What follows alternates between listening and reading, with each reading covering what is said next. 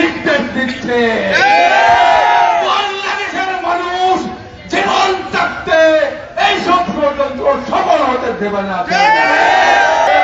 কিন্তু অত্যন্ত দুঃখজনক হলেও সত্য, আমাদের বন্ধুপ্রতিম রাষ্ট্র, পার্শ্ববর্তী রাষ্ট্র ভারত এই বাংলাদেশের বিরুদ্ধে রর মাধ্যমে নানামুখী ষড়যন্ত্র করে যাচ্ছে।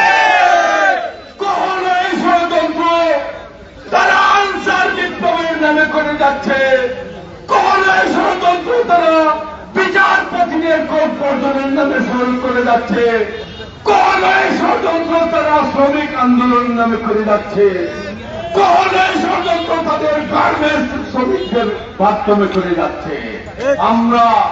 আমরা এই ভারতের রয় মমতাদের এজেন্ট এবং দূষরদেরকে পরিষ্কার ভাষায় জানিয়ে দিতে চাই, আপনারা এই দেশের ফ্যাসিস্টকে, ফ্যাসিস্ট সরকারকে দেশের থেকে বিতাড়িত করতে, ফ্যাসিবাদকে গুড বাই জানাতে এদেশের মানুষ যেভাবে রক্ত দিয়েছে, এই রক্ত দেওয়াকে আপনারা ভুলে চলবে না।